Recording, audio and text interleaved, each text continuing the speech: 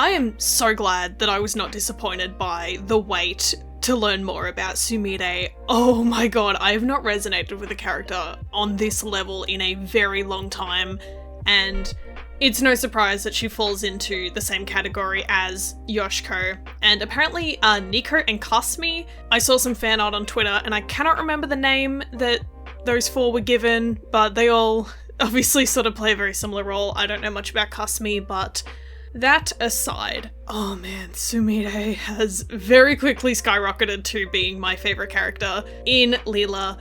Just, I feel it. I feel that struggle to, like, build a name for yourself and to gain a following. And as someone who's also been doing this internet stuff for a very long time with, like, very little to show for it, honestly, it's a mood, and it's something that I understand. It's something I get. So when Sumire was like, well, if I can't achieve what I wanted to do here, then I'm going to leave, I really resonated with that. It makes sense. I've done the same thing. Anyway, I'm gonna try and once again do these chronologically. Gaining 2k followers in like, what, a week? Maybe? I'm not sure how much time passed between episodes 3 and 4, but that's something I have dreamed of achieving, and I'm currently nowhere near. So when Sumire looked at her phone and just sort of compared herself to them, oh my god, I get it. I'm there currently. Sumire. It's I'm still a bit taken aback by how similar my sort of current situation is to hers, but hopefully she does a lot better than me. We knew that Kanon and Kuku, I'm gonna do my best to pronounce that, I'm so sorry, that they would be able to continue their idol activities because they won something. I'm glad we didn't dwell on that. Like, we could have had a whole scene of the principal saying like, oh well, you know, I'm gonna let you do this and I'm gonna let you do that. No, we completely skipped all of the, I guess, skippable stuff. Like, we went straight into them having a practice space, having a club room, all the rest. That part of the school where the club room is so pretty. Like, I don't usually take much notice of, like, backdrops and scenes and stuff, but I really like the school. Sort of the contrast between the more modern lobby area that we saw Ren in at the end of the episode and the sort of older, more ornate architecture that the club room is in. That's a very cool contrast. Kanon being afraid of ghosts is very sweet, and I did laugh when I believe it was Chisato pointed out that Sumire has legs. That was very good. I do wonder though, how did Sumire get inside the club room? Like, was it already unlocked? I mean, she's an agent of chaos. She probably climbed in the windows or something. I could just imagine it being on like the 4th floor of the school and here's Sumire scaling it because she needs to be really dramatic and really lean into that actress background. I think it's really cool that she has that background and she's sort of becoming a bit of a teacher. Like, I mentioned in my Nijijisaki presentation that there's tropes that characters fall into, and I thought that Chisato was going to be the sort of teacher choreographer, but it looks like maybe we're going to kind of have 2 teachers, which is very cool. Sumire also, like, ghost learning the dances was very, very cool. Like, being able to essentially shadow box with Chisato, that was awesome. I like to think that, yes, she picked up those skills, like, a bit by working in show business, but I also like to think that because we've sort of got this subplot of she wants to be popular, she wants to have followings online and that kind of thing, that she's also learned meme dances. And I don't mean like TikTok dances, I mean like Hara Hara Yukai. I'm throwing it way back because this is something that I did. I taught myself Hara Hara Yukai when I was a teenager, and I still retain that knowledge, and I've been able to teach myself other dances since. I have vague recollections of how to do Snow Halation and Happy Maker. Anyway, that's just a fun headcanon that I've got for Sumire. Again, I just resonate with that character so much, and even though, like, we sort of we're kind of in the same industry, honestly. Like, obviously she's doing like acting and performance and I do costume, but it's like I've worked on TV before. I know what it's like. I know how competitive it is and how actual little recognition and credit you can end up getting. I've done I mean, I think it's impressive, but I've done some major stuff, like I've done American TV and I've done some Australian Broadway, but you won't see my name anywhere on it because I was but a lowly wardrobe assistant. And even though I like actually had input into the costumes and that, like on these shows and these productions, there's still no credit given. So having Sumire go through this kind of thing it hits home for me. And that's why I think I'm resonating with her so much, is because it's very rare that I run into a character that has literally gone through the same thing as me. So as mentioned, I can only hope that her story goes a lot better than mine. Moving on, I think Chisato is going to join the group out of habit. I was incorrect about her joining before Sumire, so I'll wear that badge of incorrect guess, but I have been right about some other stuff so far and I'm pretty proud of that. Yeah, I think that Chisato, just because she's spending so much time with the others, she's going to end up joining just because she's with them so much.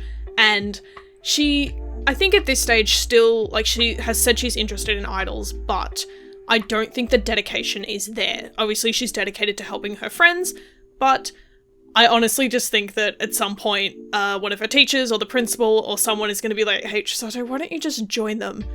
Just throw in the hat and join them, please. Once again, we're back on Sumire. She is unhinged. She kidnapped Kanon? Like, hello? My first thought when I saw the markings on the floor was, Yohane, is she here? Is she with us in this Denny's? But no, she's not. It's just Sumire being completely off the rails. I was not expecting her to be this level of just absolute chaos, but as always with any chaotic character, I'm here for it. As someone that plays a lot of chaotic characters in Dungeons & Dragons, I know the energy, I know how fun it is, and Sumire is trying to live her best life, clearly. I love Cuckoo when she's angry. That was awesome. I still stand by that her motivations are the same. She's still very driven by school idols, and obviously Sumire being rude about that hit home. It struck a nerve with her, but the way she stood in Sumire's way and said, you will meet me on the roof. You have no option. And just the way she was standing on the roof waiting for Sumire, oh, I loved that. That was really, really good. One of my favorite Cuckoo moments so far. I hope we get more of them. I hope we get more of really serious, full-on, in-your-face Cuckoo. Kanon scouting Sumire at the end was so cute. That was really, really sweet, and I loved that so much. It plays into Sumire's character so well, and her trying to play it off, it's like, I mean, I guess I can work for you, like, because you're scouting me and you went to the effort, and do I get paid? Oh, a charm I already have? I'm gonna pretend that this is like nothing and that it's not enough, but actually it means a lot. Those kind of characters just appeal to me so much.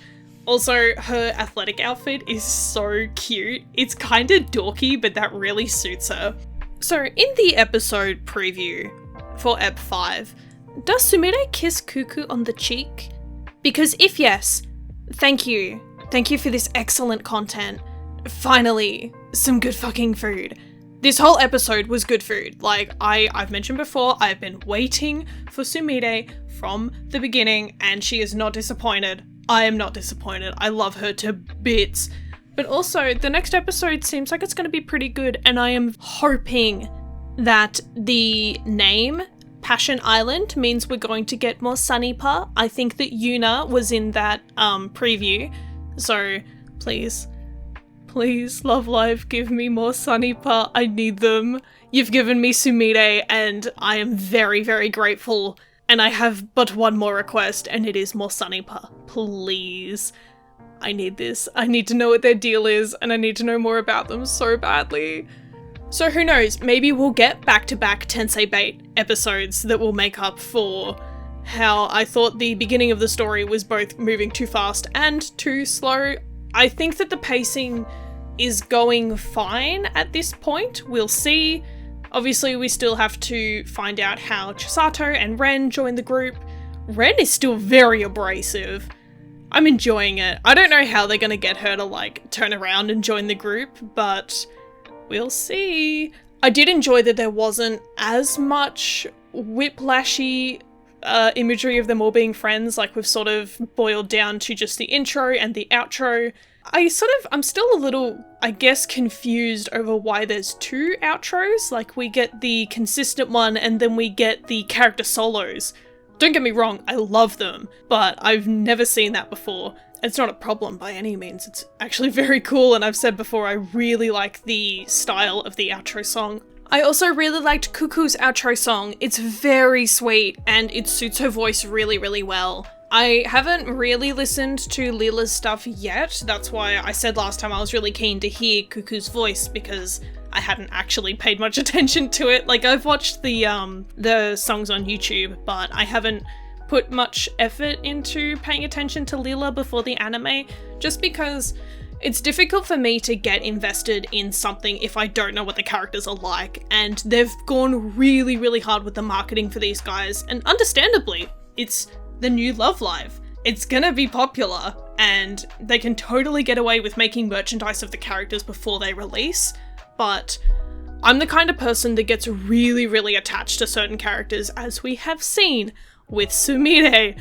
I could go and buy merchandise of the characters and then learn about them and maybe not like them as much. Like, I think that if I'd gone and bought merch of Ren, I'd be really disappointed that we still don't know much about her. That said, here's a bit of Tensei lore for you. My first introduction to Love Live was through School Idol Festival. A friend of mine recommended it to me and I downloaded it thinking, oh, it's a cool anime rhythm game. I love rhythm games, so let's see what this is about. And when you first start that game, they ask you to pick a girl. At the time, only Muse existed. So I was presented with the 9 Muse girls, no idea who any of them were. So I just sort of went with the one that stood out to me the most, which was Maki. She is still my favourite Muse girl to this day. I got very lucky with my pick, and it just so happened that I picked her on a whim, and then I watched the anime, and she continued to be my favourite. If I was asked to pick one of the Leela girls, I couldn't tell you which one I would have picked. Like, I know I've sort of been pretty Sumire focused up until this point, but on looks alone, like if I was just given 5 headshots that don't really give you any personality at all, I probably would have picked Chisato, which isn't such a bad thing. I still really like her. I have to admire the confidence that Sunrise has that Leela will be successful and that the characters will be popular, because obviously they already have a 3 times popular franchise. We've seen it with Muse, Aqua, and Nijijisaki, but to put that much faith in a new iteration that changes the formula, that sees the main line of Love Live switched up so dramatically, is both admirable and terrifying.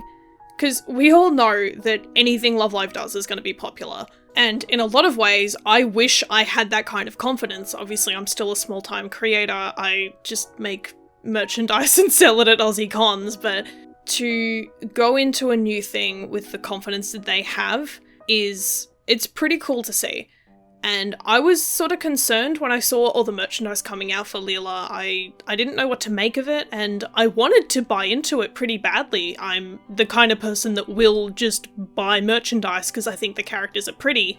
I purposely didn't because I knew that I would possibly buy merchandise of a character that I didn't end up liking. That said, I think if I bought a Leela mystery box, I wouldn't be disappointed with anyone that I got. And I have been painfully disappointed by Love Live mystery boxes in the past.